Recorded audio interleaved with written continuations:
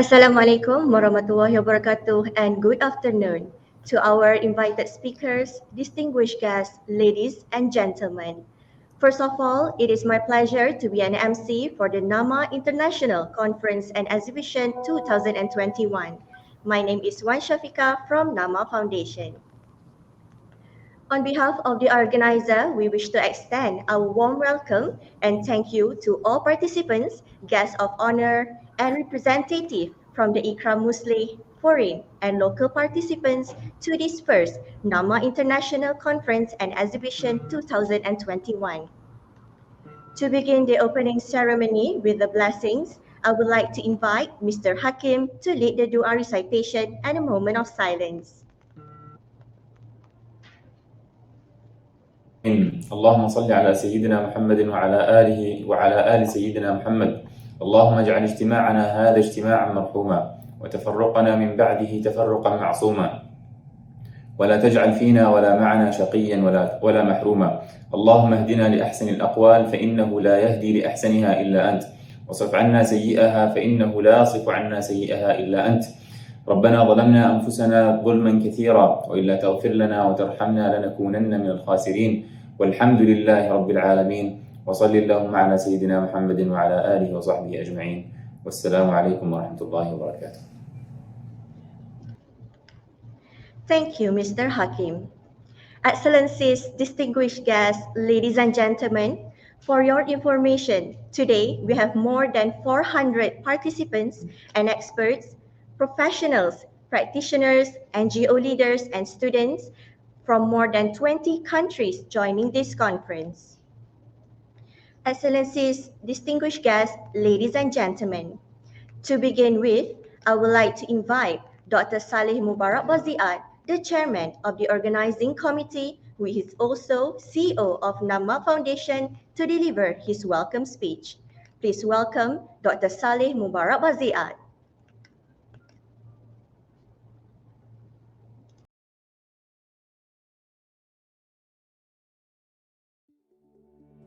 بسم الله الرحمن الرحيم. الحمد لله رب العالمين، والصلاة والسلام على أشرف الأنبياء والمرسلين سيدنا محمد وعلى آله وصحبه وسلم.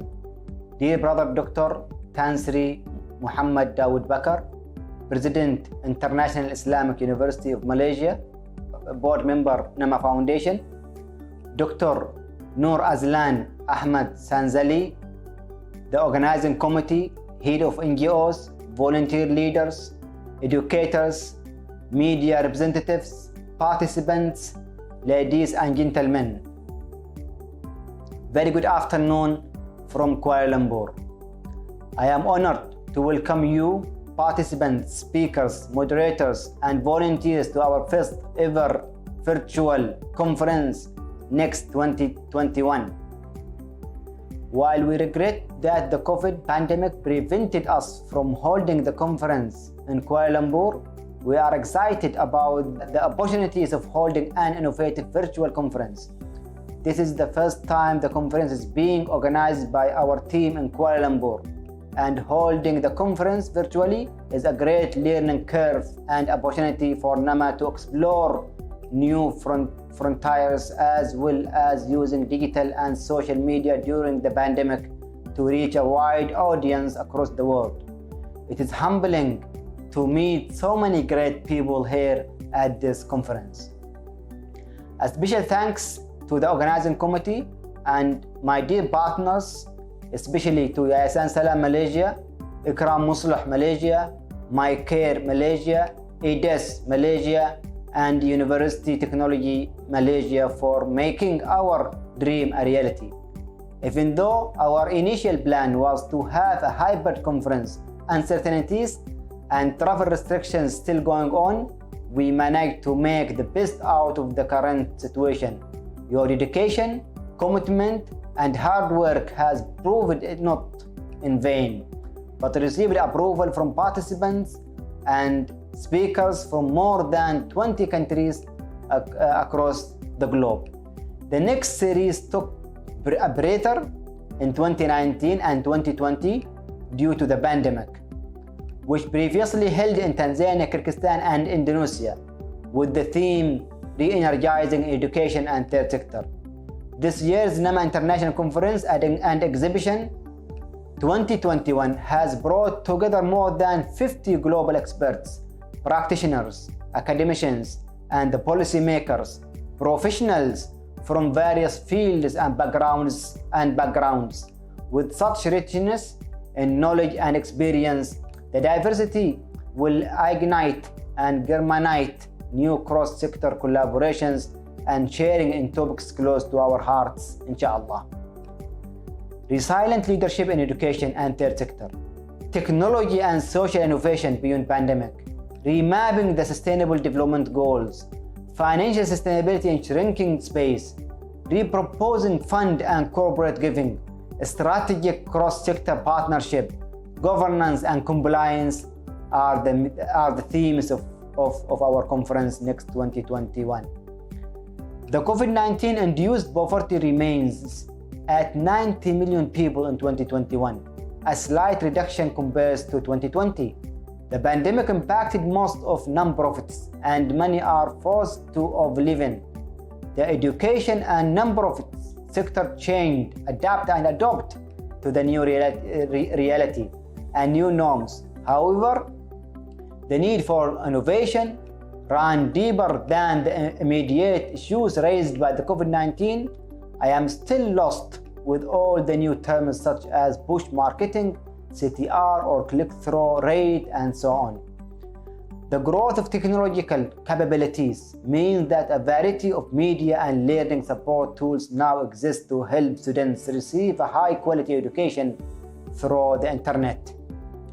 This trend presents a number of benefits and drawbacks for teachers and institutions who want to continue to offer their students the rigorous education they need to thrive through. Technology, for example, may not encourage students to learn soft skills. They might not have the built-in opportunities to engage with their fellow students the way they might in traditional style classrooms. For example, opportunities for leadership on ground projects will not occur as organically as they once did. The online platform may also force teachers to change how they teach.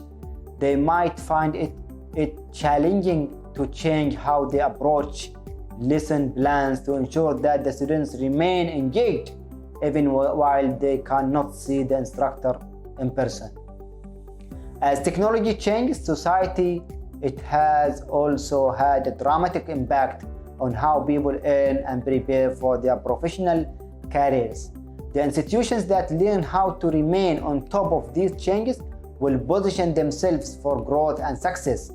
Consider how these trends may impact education and civil society and what they mean for institutions moving forward. There are new breeds of volunteers who don't wish to be part of any volunteer institutions.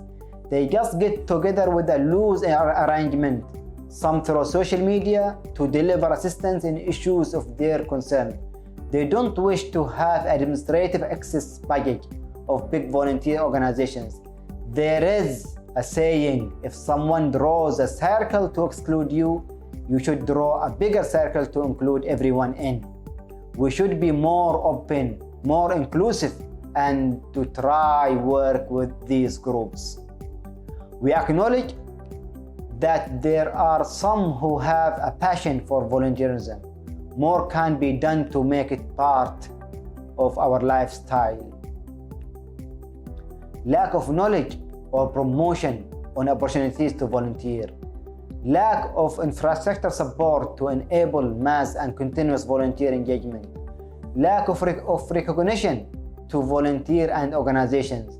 Some of CSOs are quite territorial and don't wish to share their resources, even denying their volunteer opportunity to assist other organizations' programs. Unfortunately, we have to stop doing this. Recognition of civil society contributions. In many developed countries, contribution by the third sector contributes up to 3% of national GDP or even more. However, in developing countries, we don't have such statistics, even though I believe we are not far from that.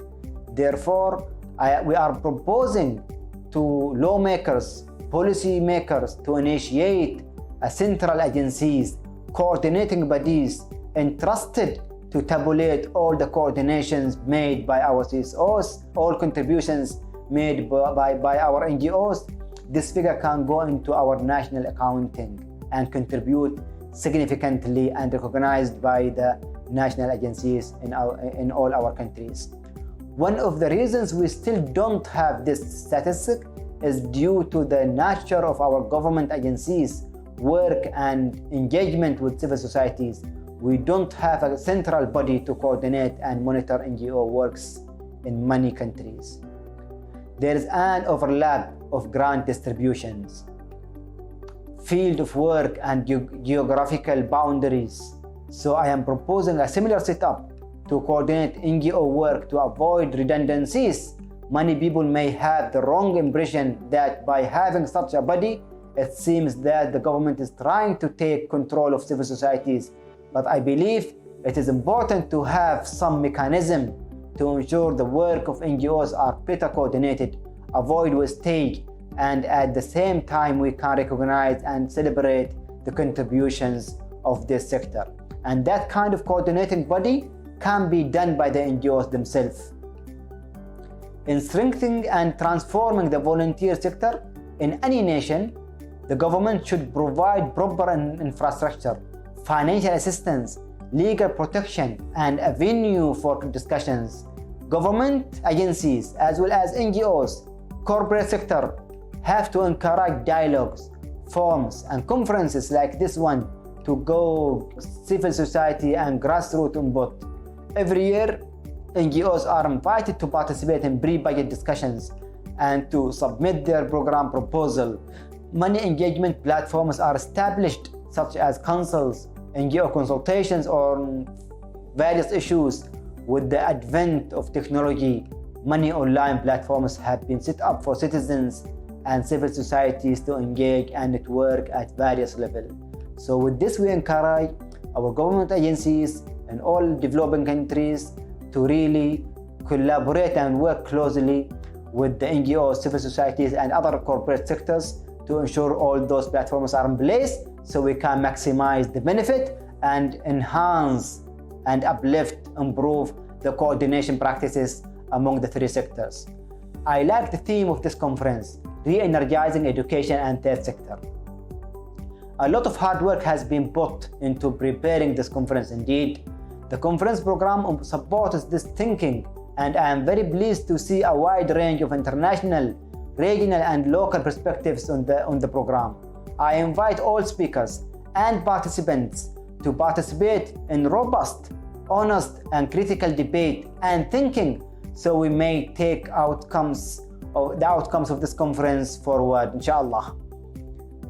I strongly believe that the vital role that education and third sector play in our communities and the increased profile of development in any country has been in large part due to the efforts of CSOs and educational institutions. The benefits for our communities are plain to see. Events such as this conference can only further legitimize the concept of volunteering and new learning. In my view, The more people that hear the many good news or success stories, the more they will want to become involved in shaping their communities into the future. Can I once again thank everyone for all their hard work in organizing this terrific event, NAMA International Conference and Exhibition. I am sure that the next 6 days will be a productive, fruitful, and memorable ones for everyone involved, inshallah. Let's raise above all challenges. Let's learn and continue learning. Let's care and share. Let's collaborate, initiate, and create. وبالله التوفيق والهداية والسلام عليكم ورحمة الله تعالى وبركاته.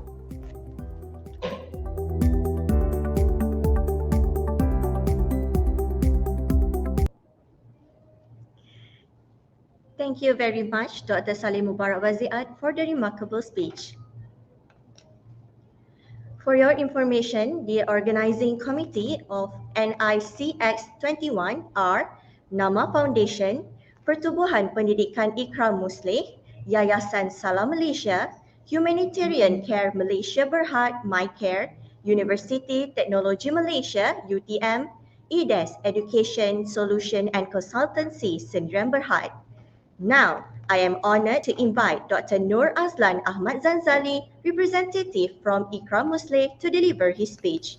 Please welcome Dr. Nur Azlan Ahmad Zanzali. Assalamualaikum Bismillahirrahmanirrahim.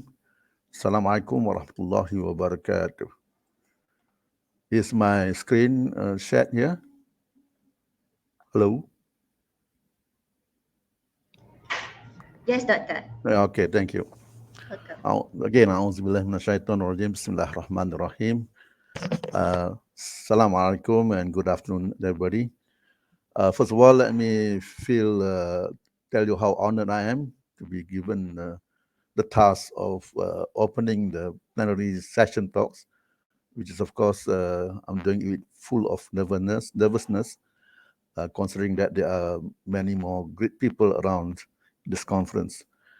And number two, I would like to also thank Dr. Saleh and his team from NAMA for holding this conference. We thank very much, alhamdulillah. With this organizing of this conference, we find that there are places where this is a nice place for us to share our thoughts. Our thoughts, we are not, we are the NGOs and are very concerned.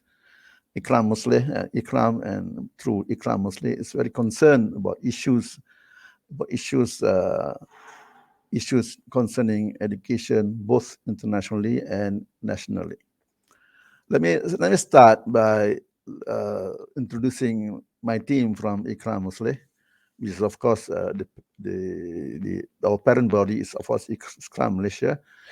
And this is people who are really interested in education, with concern with issues and problems of education locally as well as internationally.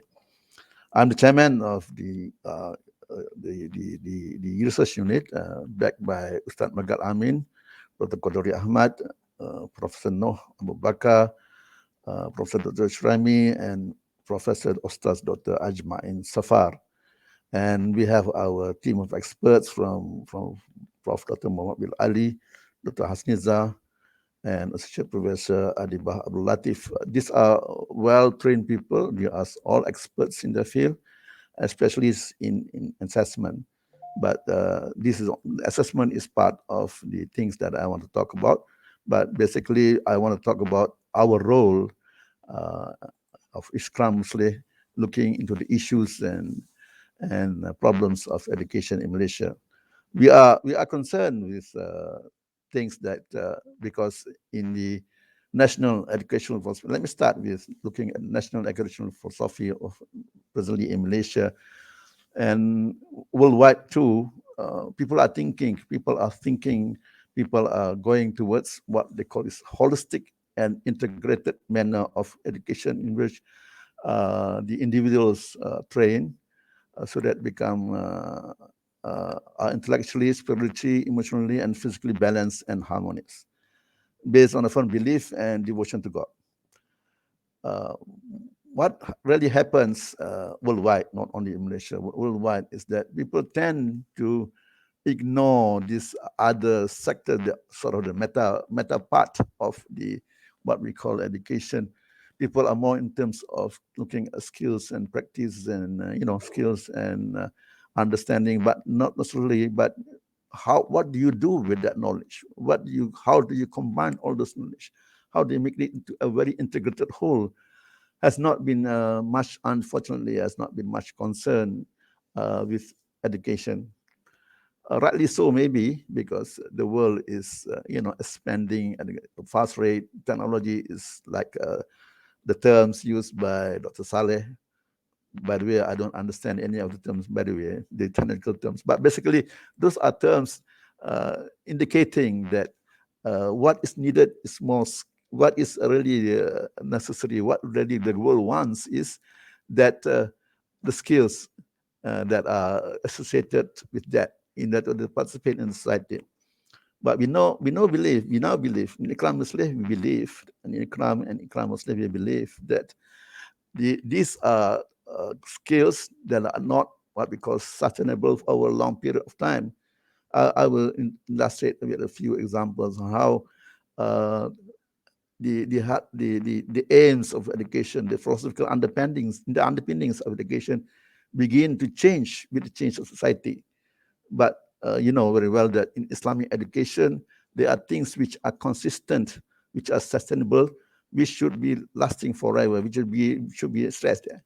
So I'm going to talk more on that rather than looking at the operation of Ikram and Ikram Slave, because those are, to me, it becomes the implementation of things. But more important, we have to understand the philosophical underpinnings of education, the role of education, the goals that we need to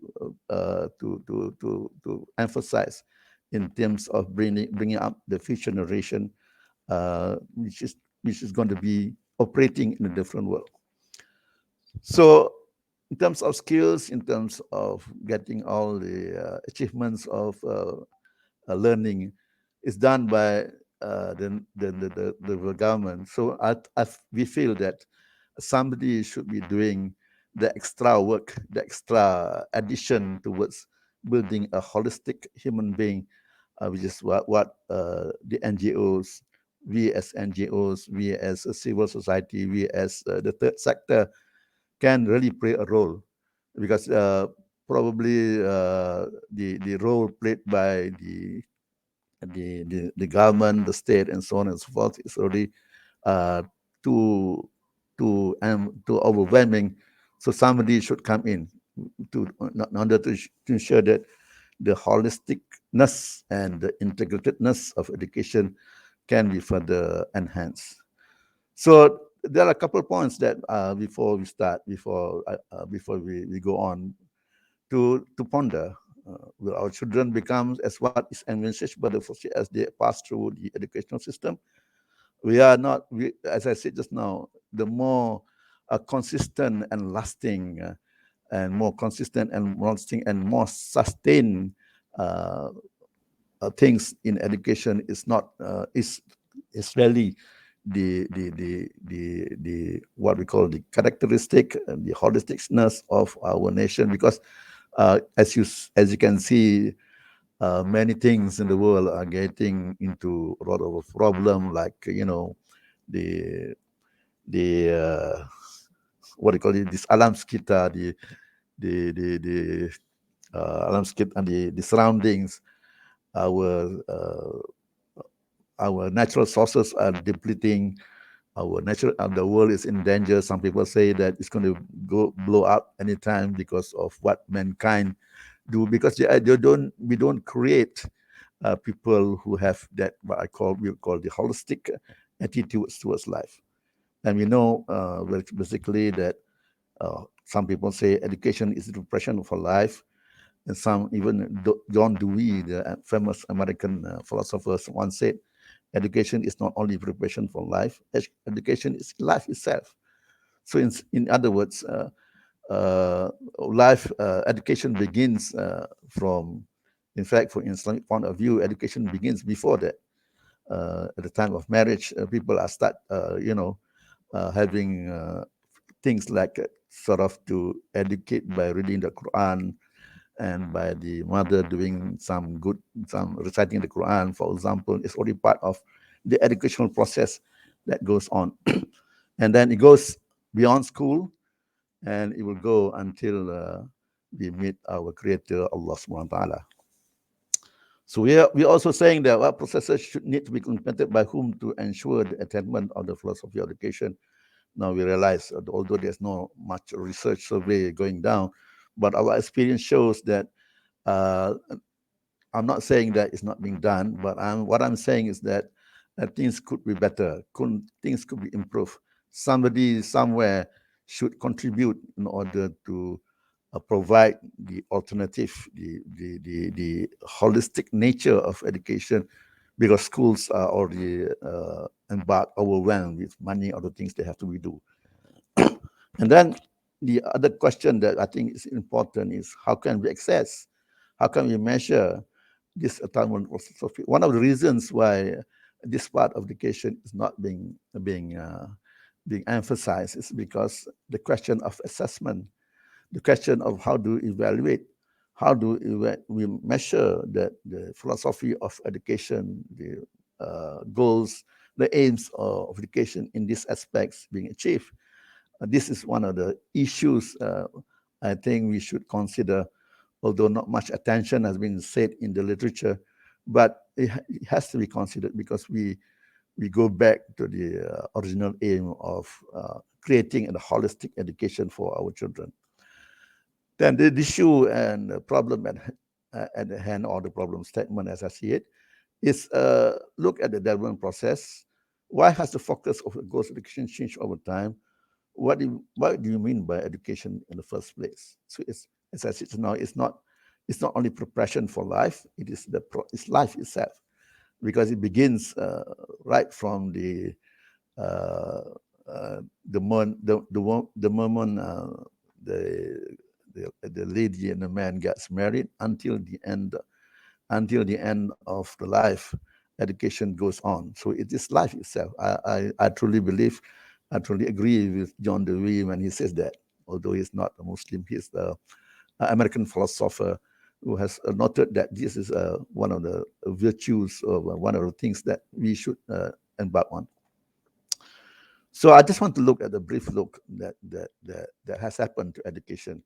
I'm using this as example.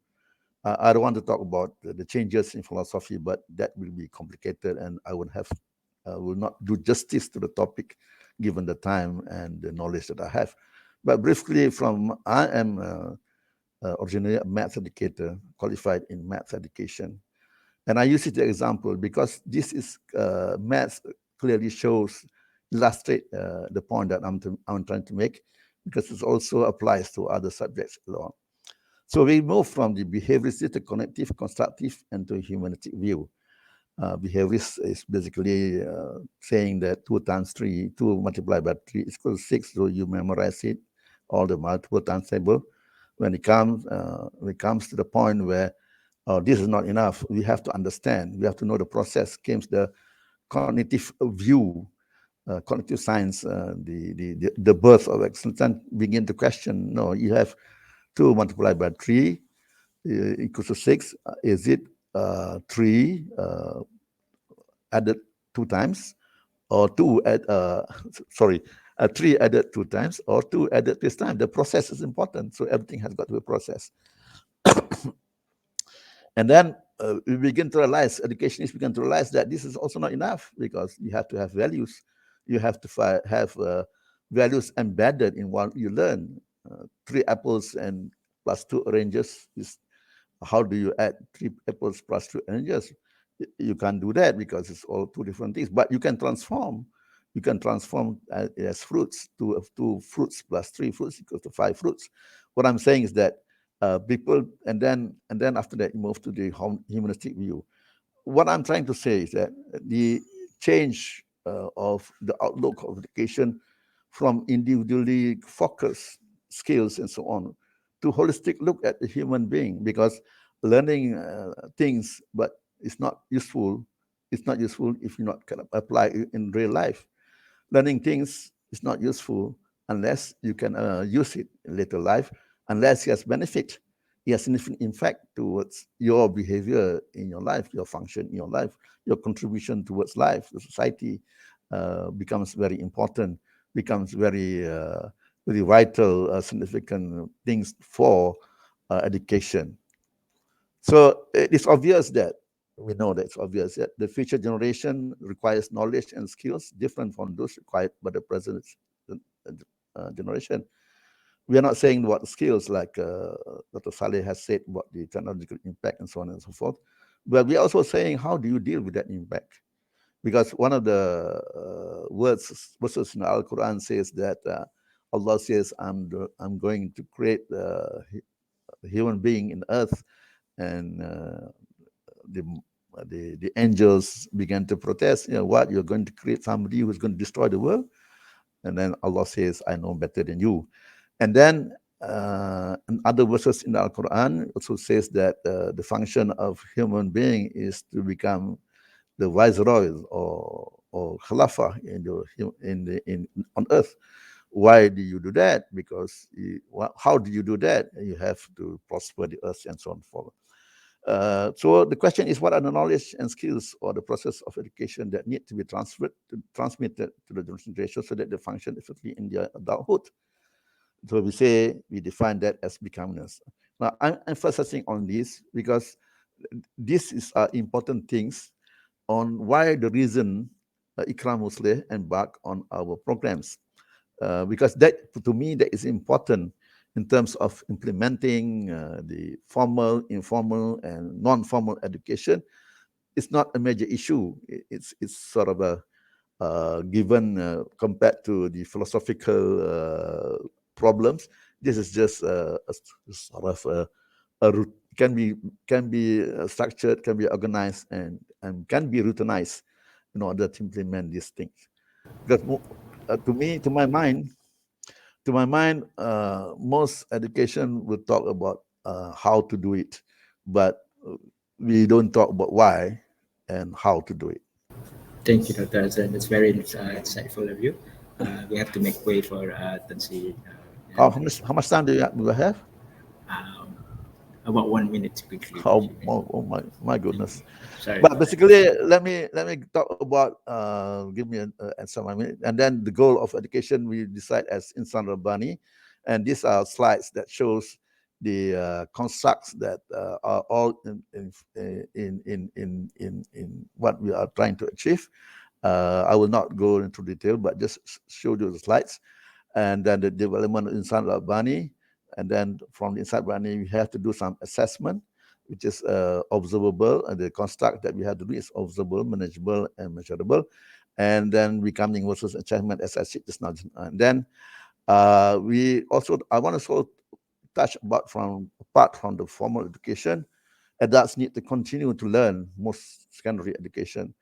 The third sector can play its role by enhancing teaching and learning, especially in character building, in areas that include academic education, training, companies, trade, and professional, and so on and so forth.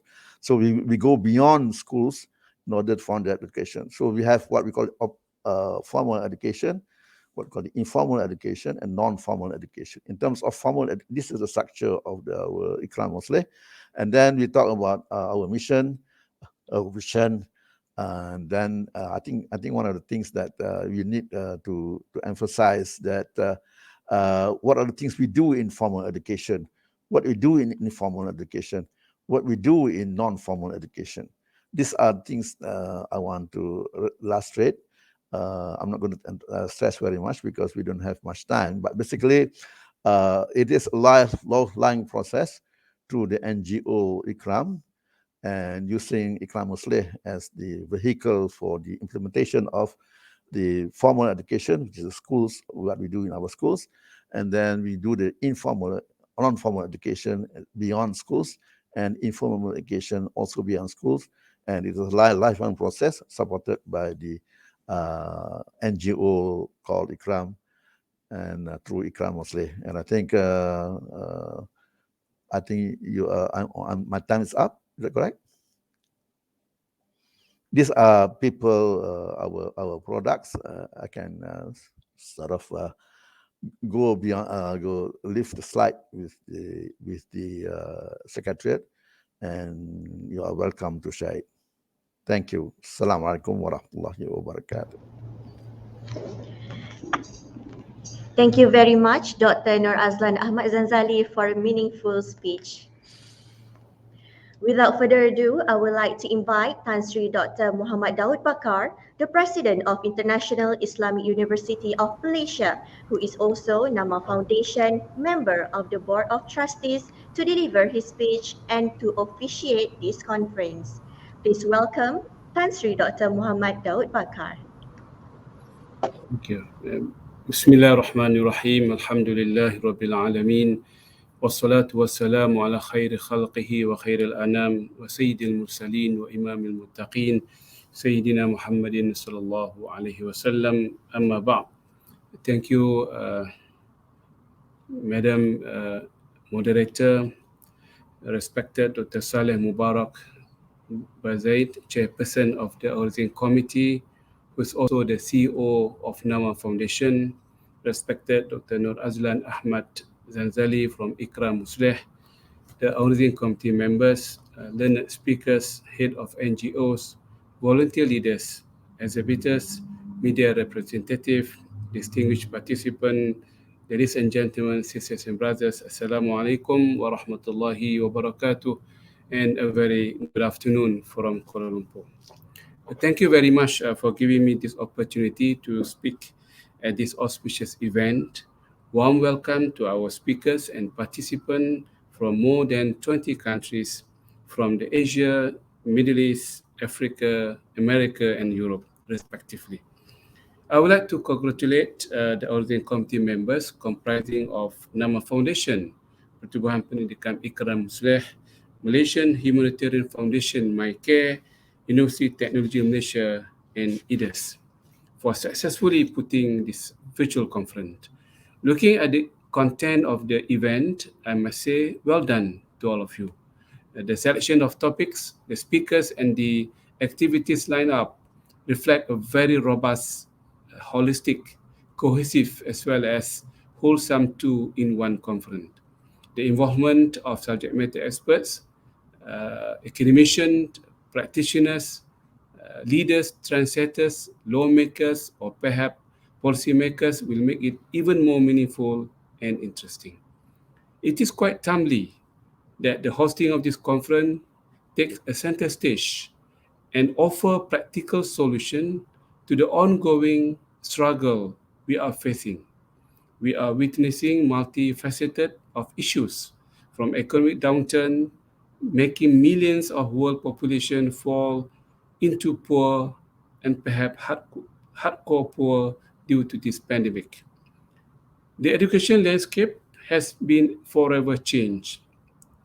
Those days when students were not allowed to bring iPad or tablet to school, but now the schools are in tablet. With the advance of technology, e-learning has reached a new high. There is a compelling need basically to address the basic infrastructure. Otherwise, the social gap will be widened, unfortunately. All stakeholders, be it government, businesses, civil societies, have to come together to bridge the digital divide. The lack of access to devices and connectivity in poor and hardcore poor communities have become a stumbling block, let alone the poor to have a level playing field. It is sad to hear that a student could not attend his or her online classes just because the father is the only one who has a phone in the family. I believe there are many more untold cases or stories. Has technology become a disruptive solution? Let us have an honest and practical debate. Basically, we categorize a nation, any nation for that matter, into three sectors: government, private sector, and third sector, That is the civil society. The pandemic has impacted every sector of society, and third sector is not spared off. The NGOs are struggling for fun in a shrinking economic pie. Some are forced into oblivion as their donors reduce or at least redirect their funding toward COVID-19 assistance. Organizations are learning that they need to change their business model to become creative and innovative. Many NGOs learned that by partnering with others, they can better position themselves to realize their goal and objective, and more importantly, to stay relevant and sustainable. To practitioners and experts, please share your success stories, your best practices. Hence, our fellow non-profits from non-profit organization can take home your beautiful and wonderful experiences. Yesterday, 5th December 2021, we celebrated the International Volunteer Day with the theme Volunteer Now for Our Common Future. Volunteerism as a concept is not about charity in the ugly sense of the word. It is not about people taking pity on one another. Volunteerism is the cornerstone of a strong economy and nation. The way in which an active, apolitical citizenry recognizes needs and provides services to address them well before the government and or other institutions do. Volunteers work not because of coercion or profit motivation, but because they recognize a need and are willing to take responsibility for meeting that need. Ironically enough, in this way, volunteerism is not truly voluntarily. It is based on obligation and our duty to help one another on the basis of pure humanity and empathy. It is a moral imperative to help and allow ourselves to be helped, not a legal one. Regardless of all distinction and differences, we are entrusted to care for one another. This all brings up a sharper point, perhaps one that is more controversial, but I think just as true. All voluntarism is founded on self-interest. This seems counterintuitive at first, but I think it is obvious because we are each other's keepers and custodian, because we have a moral inclination as social animals to support one another. Deep down, we know that we will never be satisfied with ourselves if we don't help others. And voluntarism also promotes a practical self interest because helping others makes the community and country we live in a safer and a more stable place. In the face of widening economic disparity and the uncertainty brought about by the pandemics, shift in growth pattern and the influence of technology, we urgently need to seek new approaches to social transformation and development. Ladies and gentlemen, sisters and brothers, the development and strengthening of a third sector offers one such solution. And while not a silver bullet, it is certainly one of the many tools in an arsenal for sustainable change and development. This is one sector that has great potential to fill the development gap and bring about the voices of marginalized communities. Let us have a robust discussion on the role of each and every sector, government, businesses, and media to further strengthen the third sector, and the vulnerable citizen should be at the heart of all those transformative changes. By taking action and investing in those who need it most, we can change the life of humans, families, and communities now and in the future. Before I end my speech, I take the liberty to impress on you all one small finding or intuition which I have observed. In many areas of life, it was the demand that preceded the supply. We tend to be a demand driven community. We respond only when there's a demand. In our volunteerism and philanthropy world, I would argue that the supply must precede the demand. We need to roll out the supply capabilities ahead before the arrival of the demand, inshallah. From a humble beginning, NAMA International Conference and Exhibition has grown over the years. I was told that the committee will start working immediately on a hybrid um, next 2022. Let us stay true and faithful to its vision and mission, bringing together the experts, practitioners, and the lawmakers to develop the education sector and to empower civil society in Malaysia and abroad with practical solutions, best practices, innovative and impactful technologies, and so on and so forth. Let us network and collaborate. Working in a solution is over by now. In general, I hope you could gain considerably from this conference and benefit from the insights, best practices, example, case studies, as well as varied and interesting conference program. Alhamdulillah, with Bismillah ar-Rahman ar-Rahim, in the name of Allah, the most gracious, the most merciful, I hereby declare this NAMA International Conference and Exhibition 2021 open. Wabillahi taufiq wa hidayah. Wassalamu alaikum warahmatullahi ta'ala wabarakatuh.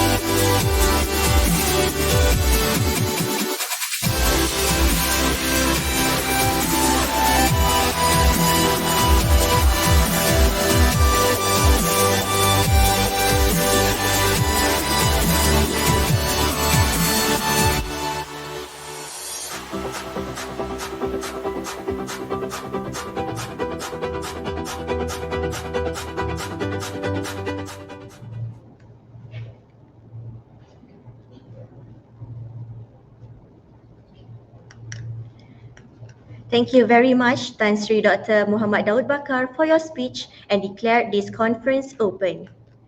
Excellencies, distinguished guests, speakers, participants, ladies and gentlemen, this is the end of the opening ceremony. Let us all join our networking session in the lounge and catch up with our keynote speakers. We will come back to the session of the conference in 10 minutes. Take care and stay safe. Thank you.